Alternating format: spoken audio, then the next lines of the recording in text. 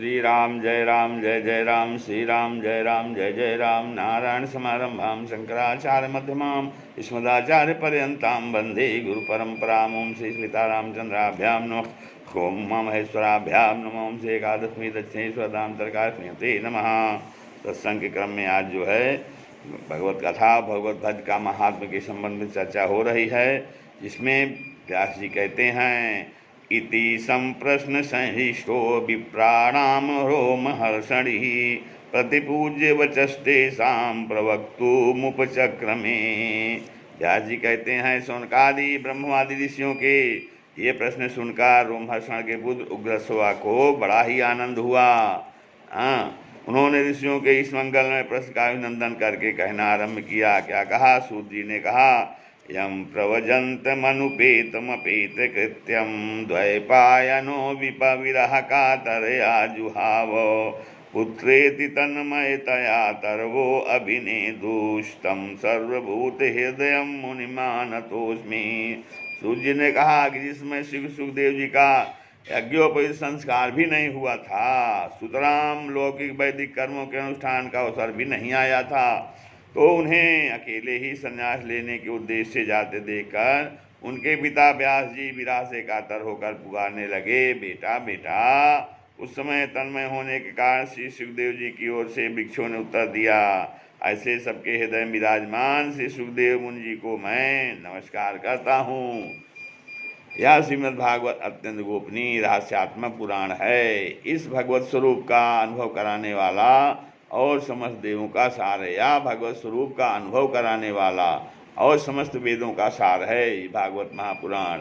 संसार में फंसे हुए जो लोग इस घोर अज्ञानांधकार से पार जाना चाहते हैं, जो लोग संसार में फंसे हैं और इस अज्ञान अंधकार से पार जाना चाहते हैं, उनके लिए आध्यात्मिक तत्वों को प्रकाशित कराने वाला यह एक अद्वितीय दीपक है। वास्तव में उन्हीं पर करुणा करके बड़े बड़े मुनियों के आचार्य श्री सुखदेव जी ने इसका वर्णन किया है। मैं उनकी शरण ग्रहण करता हूँ। तो नारायणं नमस्कृत्य नरं चैव नरोत्तमं देवीं सरस्वतीं व्यासं ततो जय मुदीरयेत्। तो कहते हैं कि मैं उनकी शरण ग्रहण करता हूँ। मनुष्यों में सर्वश्रेष्ठ भगवान के अवतार नारायण ऋषियों को, सरस्वती देवी को और श्री व्यास जी को नमस्कार करके तब संसार और अंतःकरण के समस्त विकारों पर विजय प्राप्त कराने वाले, संसार और अंतःकरण के समस्त विकारों पर विजय प्राप्त कराने वाले इस श्रीमद् भागवत महापुराण का पाठ करिए।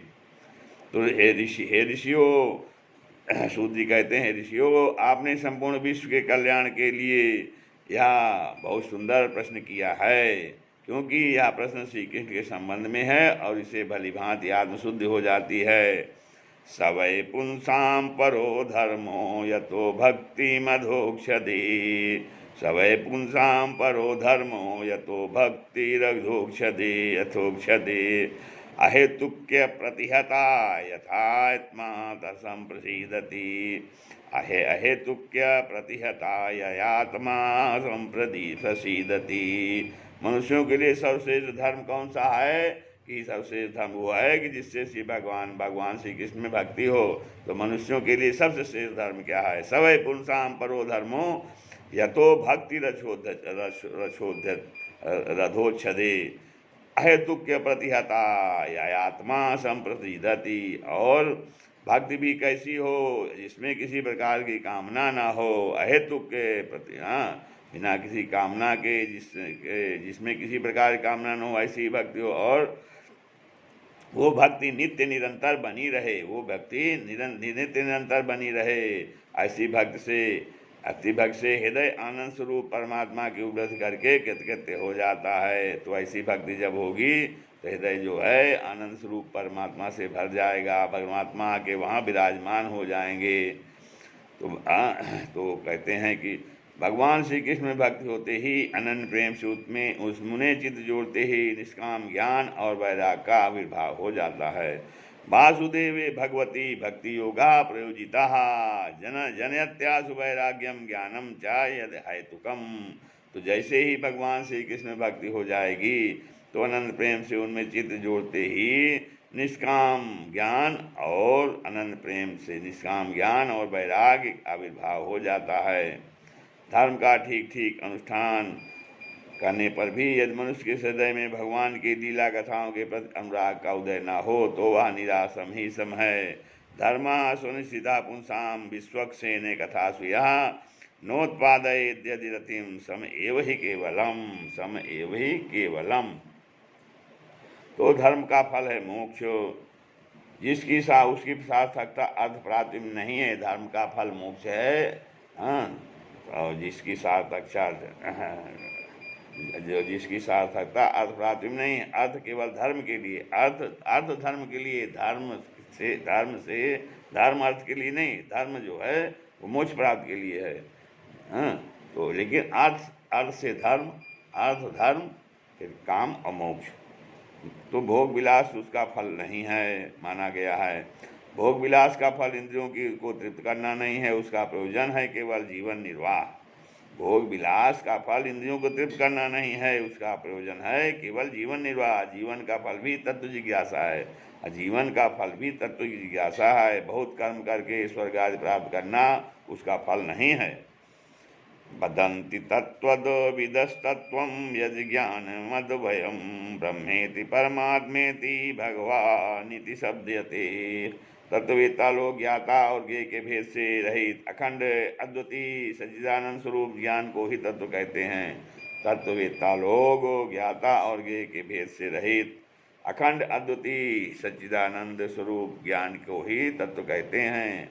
उसी को कोई ब्रह्म, कोई परमात्मा, कोई भगवान नाम से पुकारते हैं। वदन्ति तत्त्वविदस्तत्त्वं यद्ज्ञानम मद्वयम ब्रह्मेति परमात्मेति भगवानिति शब्दते। तो श्रद्धालु मुनिजन भागवत श्रवण को प्राप्त जान वैराग्य, श्रद्धालु मुनिगण भागवत श्रवण से प्राप्त ज्ञान वैराग्य युक्त भक्ति से अपने हृदय में उस परम तत्व परमात्मा का अनुभव करते हैं। जो श्रद्धालु हैं वो भागवत श्रवण करते हैं। भागवत श्रवण से क्या प्राप्त होता है कि ज्ञान वैराग्य युक्त भक्ति प्राप्त होती है भागवत श्रवण से। और उसे परम तत्व परमात्मा का हृदय में परम तत्व स्वरूप परमात्मा का अनुभव होता है। शौनकाद ऋषियों, व्यास जी सूत जी कहते हैं, शौनकाद ऋषियों, यही कारण है कि अपने अपने वर्ण तथा आश्रम के अनुसार मनुष्य जो धर्म का अनुष्ठान करते हैं उसकी पूर्ण सिद्धि इसी में है कि भगवान प्रसन्न हों। इसलिए एकागमन से भक्तवत्सल भगवान का ही नित्य निरंतर स्मरण कीर्तन ध्यान और आराधन करना चाहिए। तस्मादेकेन मनसा भगवान सात्वतां पति श्रोतव्यः कीर्तव्यस्य ध्येया पूज्यस्य नित्यदा। तो और कर्मों की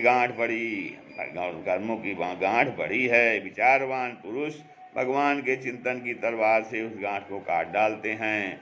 तब भला ऐसा कौन मनुष्य होगा जो भगवान की लीला कथा में प्रेम न करे। यदनुध्यासीना युक्ता कर्म ग्रंथि निबंधनम छिंदन्ति को विदास्तस्य को न कुर्यात् कथा रतिम। हे शौनकाद ऋषियों, पवित्र तीर्थों का सेवन करने से महत् सेवा, तदंतर श्रवण की इच्छा, फिर श्रद्धा, तत्पश्चात भगवत कथा में रुचि होती है। भगवान श्री कृष्ण के यश का श्रवण और कीर्तन दोनों पवित्र करने वाले। भगवान श्री कृष्ण के यश का, लीला का, कथा का श्रवण और कीर्तन दोनों पवित्र करने वाले हैं। वे अपनी कथा सुनने वालों के हृदय में आकर स्थित हो जाते हैं और उनकी अशुभ वासनाओं को नष्ट कर देते हैं, क्योंकि वे संतों के नित्य सुहृद हैं। शृणुतां स्वकथां कृष्णा पुण्य श्रवण कीर्तनः यद्यन्तः स्थो ह्यभद्राणि विधुनोति सुहृद सताम। जब श्रीमद् भागवत अथवा भगवत भक्तों के निरंतर सेवन से अशुभ वासनाएं नष्ट हो जाती हैं, तब जो है पवित्र कीर्त भगवान श्री कृष्ण के प्रति स्थायी प्रेम की प्राप्ति होती है। तब रजोगुण और तमोगुण के भाव काम और लोभादि शांत हो जाते हैं और चित्त इनसे रहित होकर सत्वगुण में स्थित एवं निर्मल हो जाता है। इस प्रकार भगवान की प्रेममयी भक्ति से जब संसार की समस्त आसक्तियाँ मिट जाती हैं, हृदय आनंद से भर जाता है, तब भगवान के तत्व का अनुभव अपने आप हो जाता है। हृदय में आत्मस्वरूप भगवान का साक्षात्कार होते ही हृदय की ग्रंथि छूट जाती है विद्यते हृदय ग्रंथिश्चिद्यन्ते सर्वसंशया क्षीयन्ते चास्य कर्माणि दुष्ट एवात्मनीश्वरे। हृदय में आत्मस्वरूप भगवान का साक्षात्कार होते ही हृदय की ग्रंथ टूट जाती है, सारे संदेह मिट जाते हैं और कर्म बंधन क्षीण हो जाता है। इसी से बुद्धिमान लोग नित्य निरंतर बड़े आनंद से भगवान श्री कृष्ण के प्रति प्रेम भक्ति करते हैं, जिससे आत्म प्रसाद की प्राप्ति होती है। फिर प्रकृति के 3 गुण हैं, सत्व रज और तम। इनके स्वीकार करके इस संसार की स्थिति, उत्पत्ति और प्रलय के लिए एक अद्वितीय परमात्मा ही विष्णु ब्रह्मा रुद्र 3 नाम ग्रहण करते हैं। फिर भी मनुष्यों का परम कल्याण तो सत्व गुण स्वीकार करने वाले श्री हरि से ही होता है। जैसे पृथ्वी की विकार लकड़ी की अपेक्षा धुआं श्रेष्ठ है और उससे भी श्रेष्ठ है अग्नि, क्योंकि वेदों यज्ञ यागाद द्वारा अग्नि सदगत देने वाला है। वैसे ही तमोगुण से रजोगुण श्रेष्ठ है और रजोगुण से भी सत्वगुण श्रेष्ठ है, क्योंकि वह भगवान का दर्शन कराने वाला है। प्राचीन युग में महात्मा लोग अपने कल्याण के लिए विशुद्ध सत्वमय भगवान विष्णु की ही आराधना किया करते थे। अब भी जो लोग उनका अनुसरण करते हैं वे उन्हीं के समान कल्याण भाजन होते हैं। जो लोग इस संसार सागर से पार जाना चाहते हैं वे यद्यप किसी की निंदा तो नहीं करते, न किसी में दोषी देखते हैं, फिर भी धीर रूप वाले तमोगुणी रजोगुणी भैरवादी भूतपतियों की उपासना न करके सत्वगुणी विष्णु भगवान और उनके अंश कला स्वरूपों का ही भजन करते हैं।